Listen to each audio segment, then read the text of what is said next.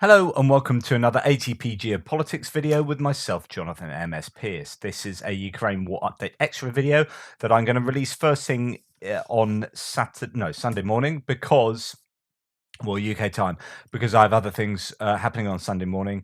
I've got to be out, so I won't be able to do my early videos. I'll try and get to them at around lunchtime, but here's some content for you. Let's go first to this, which is I talked to the other day about an Arctic vehicle that had been a rare Tor MTD2 Arctic Tor, the air defense system, if you like. This was hit the other day. It was videoed and put on Russian social media and news, and then it was hit pretty much that same day, a day later. And actually, another one's been taken out as well. So these are rare bits of kit. This is it doing its like kind of radar action there, and then bish bash bosh. That's ouch. I don't know whether that is airburst being used there or just shrapnel coming from the shell. So as you see, as it hits, oh goodness, so annoying.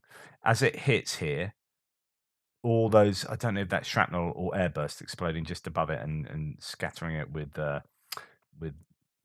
ball bearings or shrapnel or whatever it is. But there you go. That's another one of those taken out. So yeah.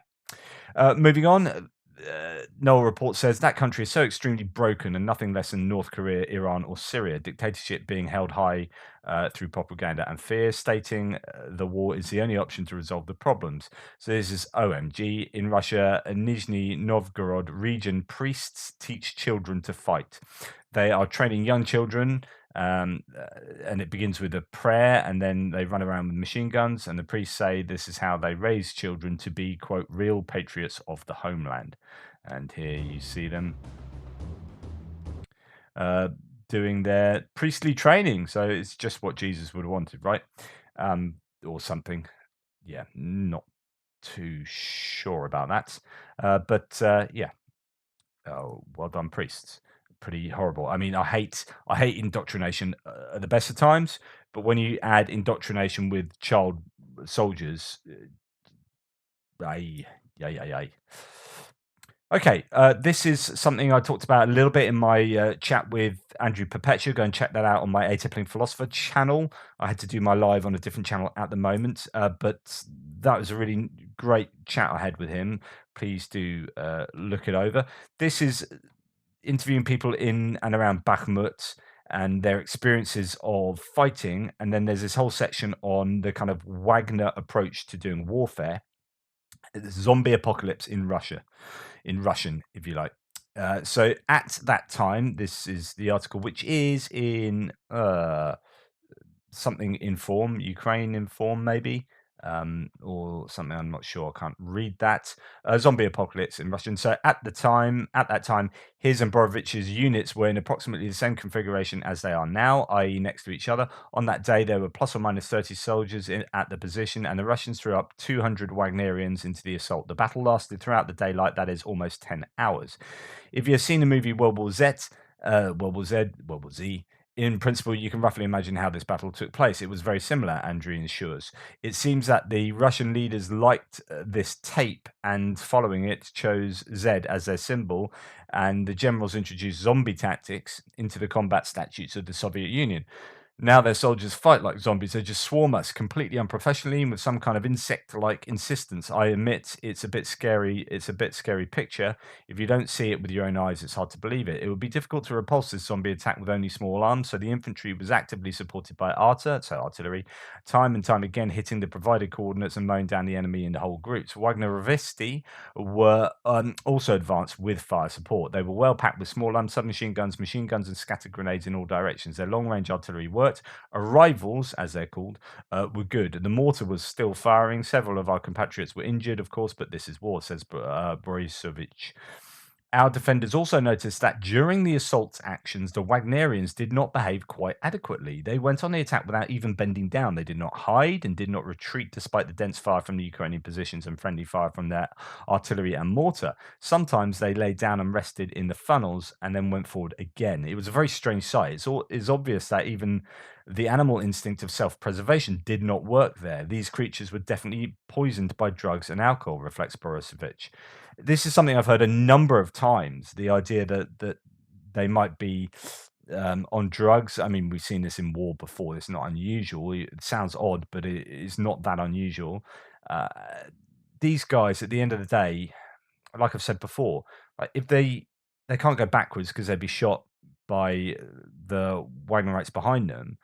They go forward. They got at least some percentage chance of survival, so they go forward. But you need to, that's quite a courageous thing to do, and courage can sometimes come with the help of other substances, I guess.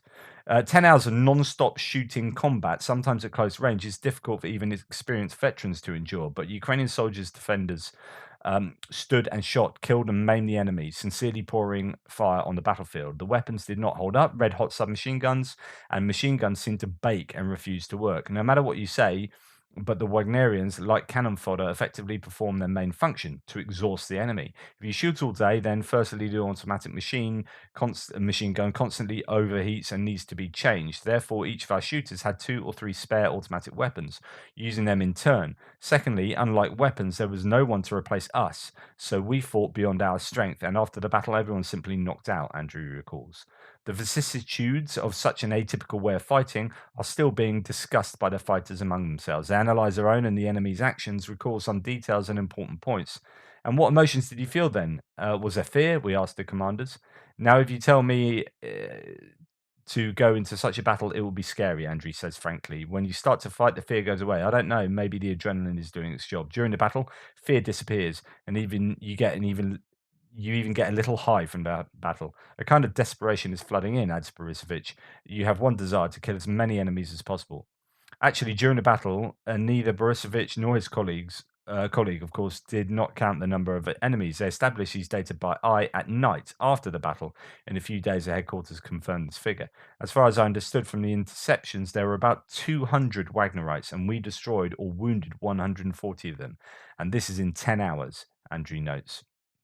The veracity of these data was also confirmed by one of the Wagnerians captured in the battle. In fact, it was from him that our boys learned who the Russian command threw at their positions that day. The prisoner admitted that he was a Wagnerian and told interesting things about their order there. For example, he confirmed that the Soviet Union or the Russian Federation using blocking units, although he did not see them, but many of his colleagues witnessed their work. He also told how Wagnerian commanders demonstratively cut off the fingers of their subordinates for guilt or reset them to zero with some kind of Middle Ages. I think that in this way they motivate their meat to engage in such senseless attacks. If you don't go, they will just kill you, Andrew explains. And somehow, as if off topic, he adds, in our country, people come to the front with a normal human motivation to protect their country from this evil. I talked about this the other day. So when I was talking about that 71-year-old fighting, in part of a mortar crew, he's like, what are you fighting for? He's like, well, this is my homeland. I've got to protect it.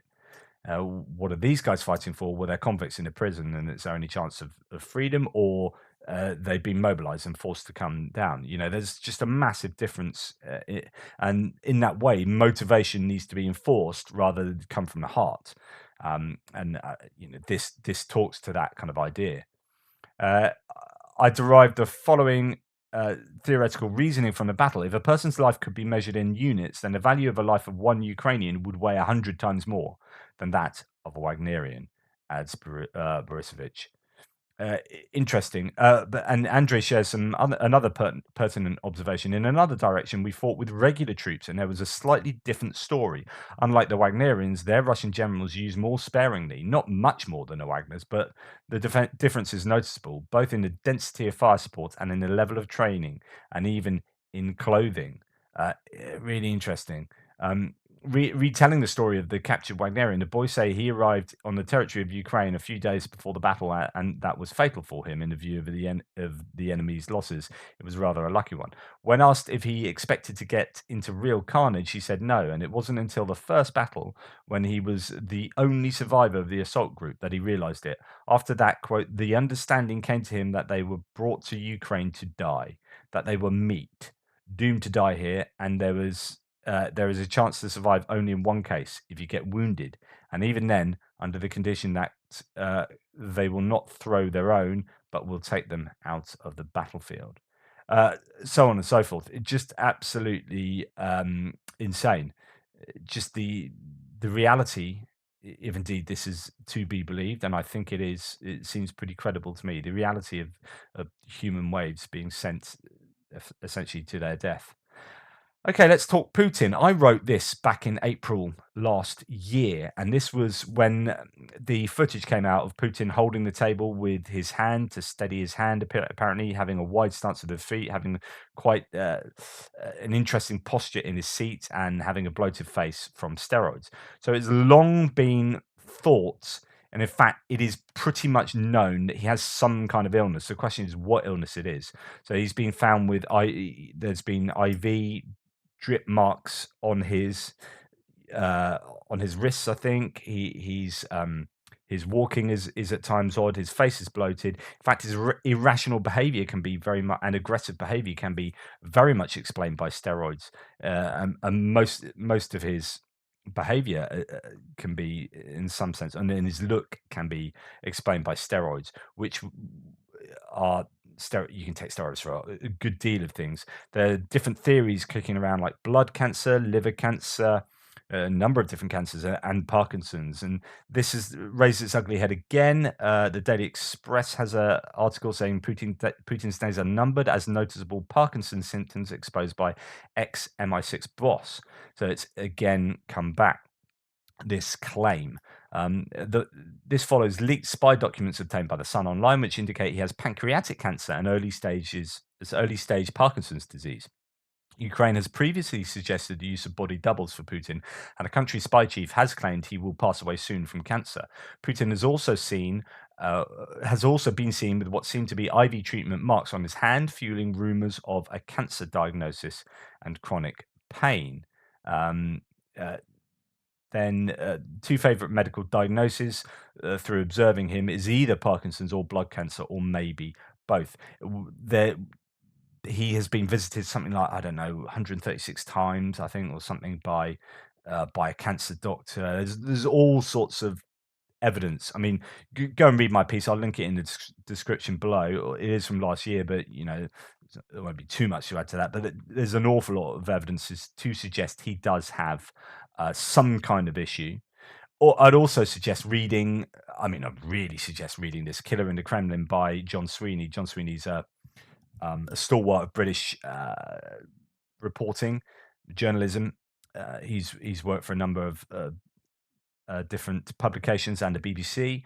That book is brilliant. I listened to it, double speed on as an audio book, and absolutely romped through it in 2 days. Fantastic. Really advise reading that. But he's got a chapter in that book on Putin's health as well, and pieces together a whole load of information, uses a whole load of sources. He's definitely got something. I will bet my mortgage on that. Just what it is and how long he'll last, I don't know. But he's definitely ill with something. Anyway, moving on. Now, this is hugely important. I have had arguments where I've accepted this and didn't realize that there is actually no basis for this claim. This is disinformation from Putin.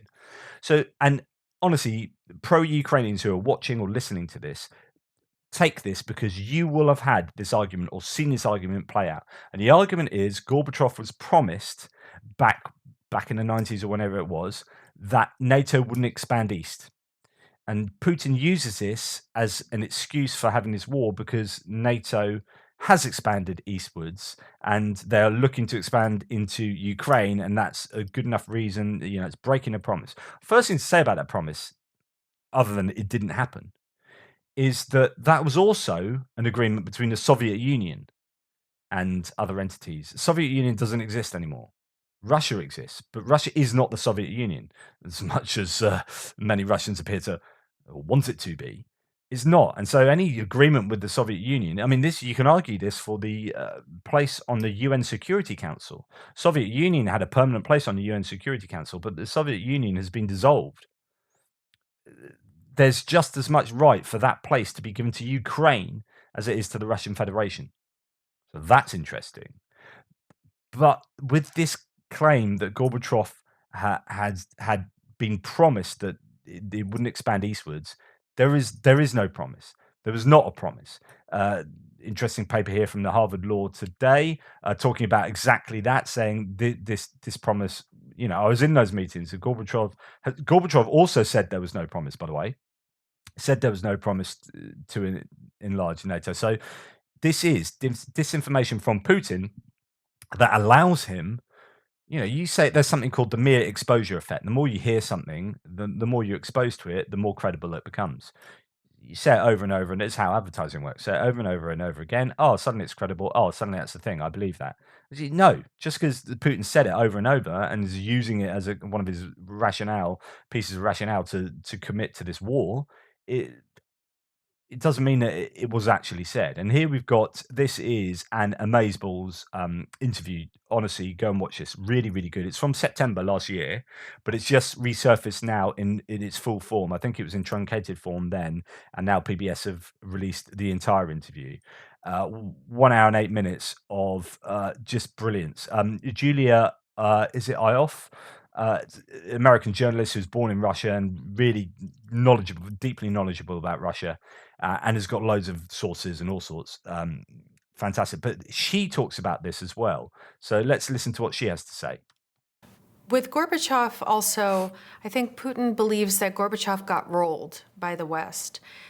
And he has convinced himself of what we know is an absolute fiction.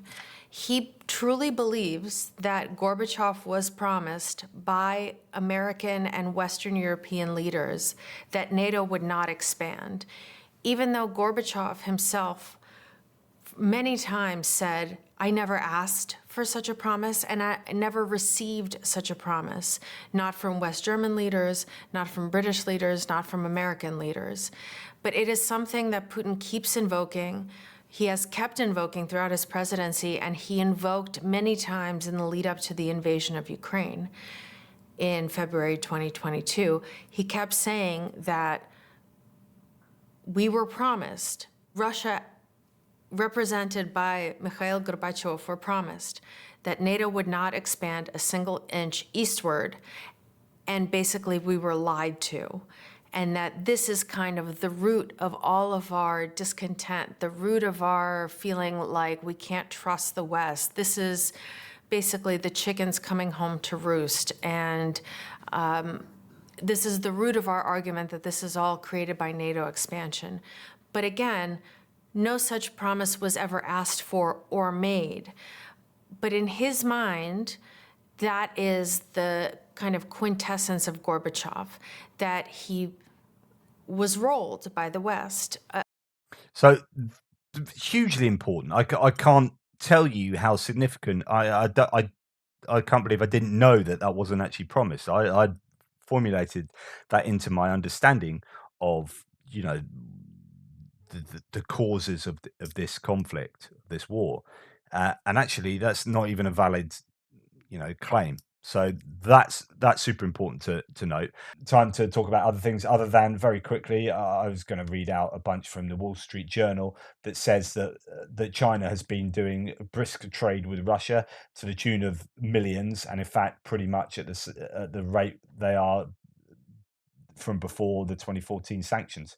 So actually, Russia are getting a whole load of stuff from all sorts of places like Turkey, Kazakhstan, Armenia, but China as well. China are helping out Russia quite considerably with microchips and all sorts of bits and pieces. And the Wall Street Journal article here is well worth having a look at in that respect.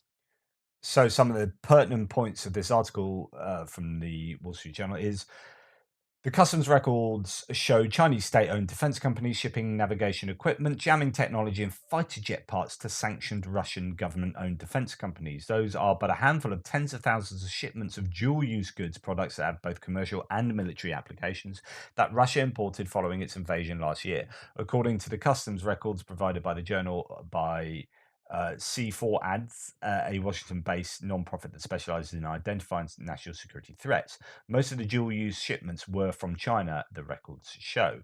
But customs and corporate records show Russia is still able to import that technology through countries that haven't joined the US-led efforts to cut off Moscow from global markets. So I've skipped some in case you're listening.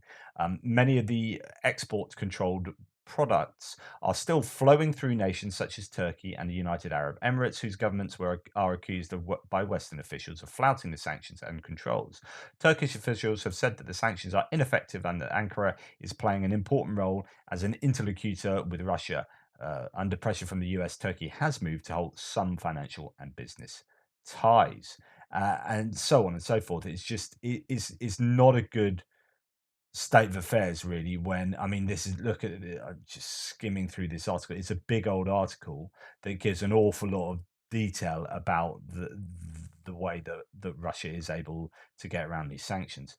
Among it does continue later. Among the supplies critical to Moscow's war efforts, US officials say, are the computer chips that are used in weapons that target Ukrainian forces and infrastructure, and in electronic circuitry that makes possible satellite geolocating, radio communication, surveillance, and navigation systems. Exports of such chips and associated components were more than cut in half after the US and its allies first imposed strict export restrictions, according to the customs records. But those levels quickly began to rise, and by October hit nearly $33 million, just shy of the 35 million monthly level Russia averaged since the US started targeting Russia with sanctions in 2014. In other words, they're pretty much back to normal after Putin's army occupied Crimea, according to the journal's analysis of the Russian custom records in the United Nations Comtrade database. Uh, these this is yeah, pretty shocking, because it means that basically the sanctions aren't really nearly as effective as we thought they are, and Russia's able to manufacture these things that we don't think they should be able to. Challenger 1 tanks are actually far better than the Leopard 1 tanks.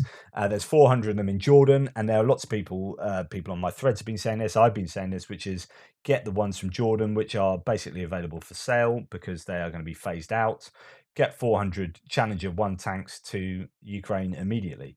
And these are decent tanks that would easily see off all but maybe the T90s, but pretty much all of the tanks in the Ukraine war at the moment that Russia are fielding. Decent bits of kit, just yeah, 400 of them. Go for it. And finally, just news just out, but you'll be watching this tomorrow. This is the night before I'm saying this. Russian and Wagner forces appear to have launched a large assault on the city of Bakhmut within the last few hours, according to the Ukrainian commander within the city. The situation is extremely tense and difficult, with the current Russian assault being the strongest they have seen. According to his commander, the Ukrainian forces within the city are preparing for a heavy defense towards the north and east.